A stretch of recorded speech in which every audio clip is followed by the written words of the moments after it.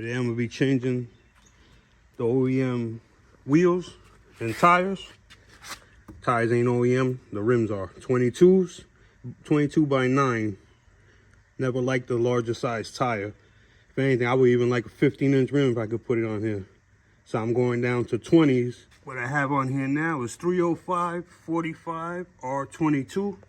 These are ridge grapplers, Nito ridge grapplers. I hated these tires from day one. Bought them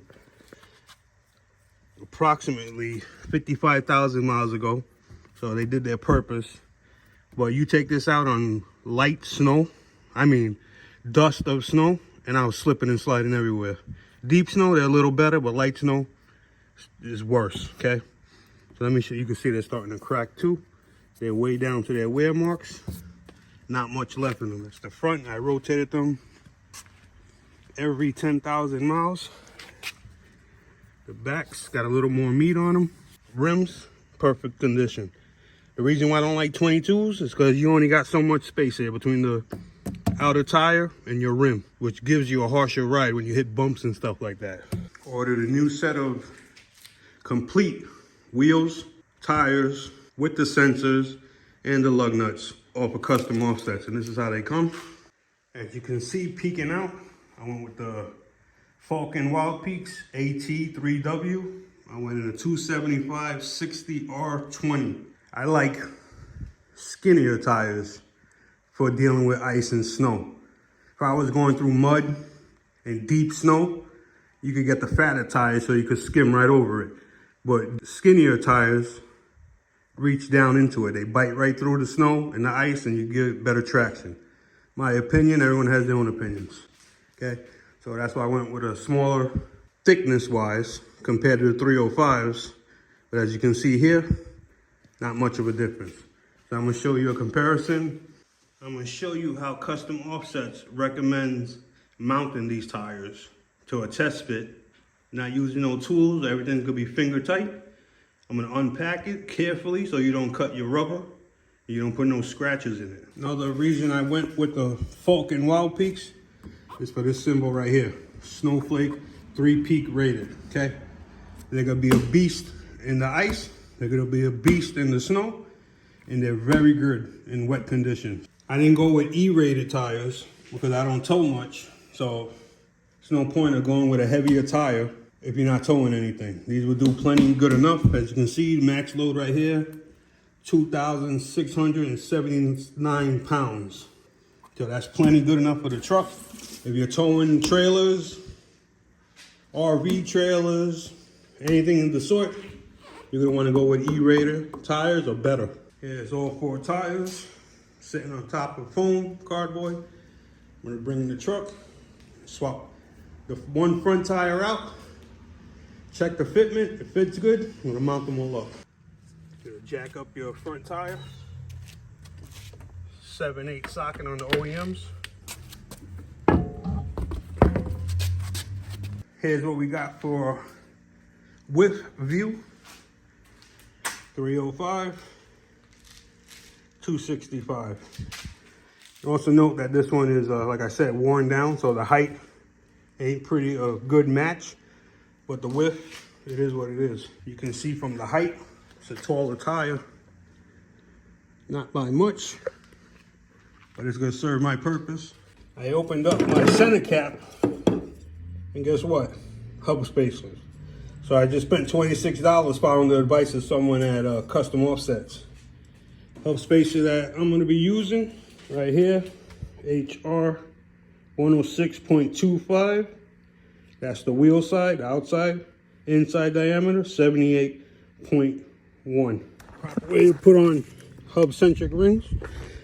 With the tire off, you're gonna take it, you're gonna press it in here, and as it's pressing there, tap it. Make sure it sounds the same when you hit all the corners. You know it went in straight.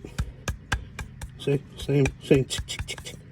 Now you know you're good to go. Got the foam underneath, so it's not touching the floor. Jack it up. Make sure it fits nice and flush. You're gonna take the provided spline adapter. Hand tight they want, hand tight they get. Make sure threads are nice and smooth. Being careful not to touch any of the painted surfaces. And just getting them all started. Before I get a ratchet on there. You're gonna get a 13/16 socket.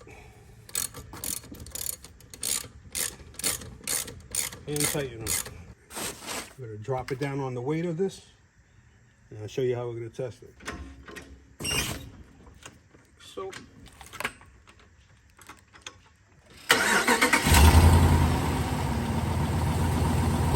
Rotate the wheel all the way to the left, lock, all the way to the right, lock.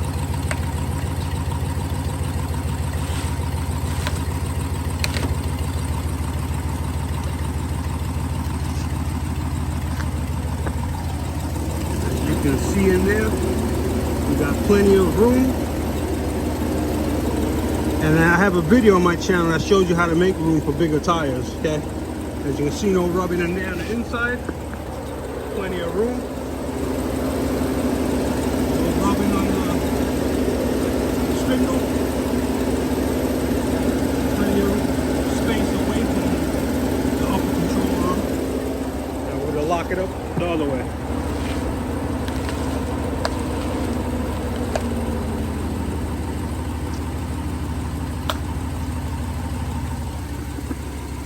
As you can see, plenty of room.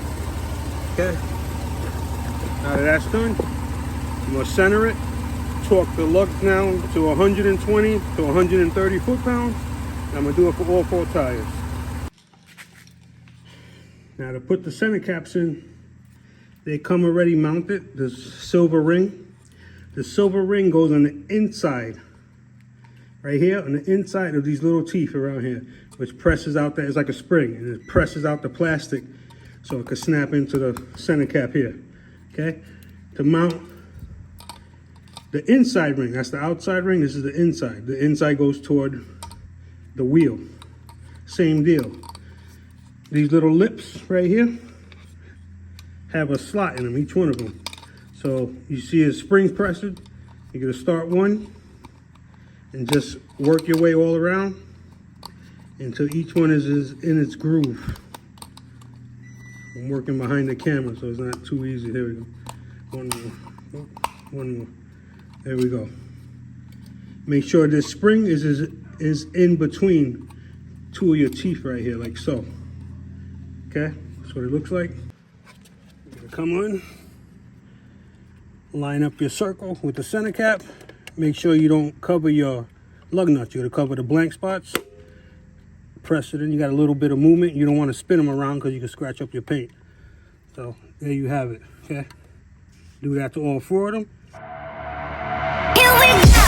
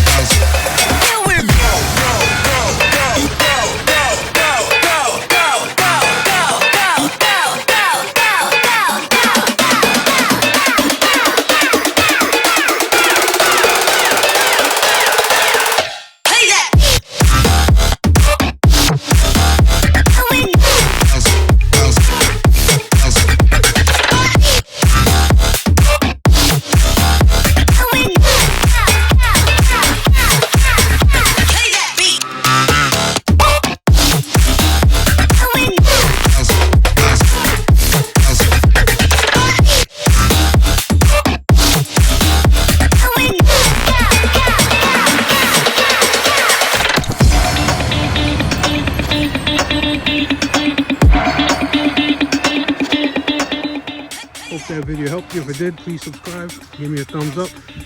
Questions, comments, leave them down below. I get back to everyone. Take care, fellas. Peace.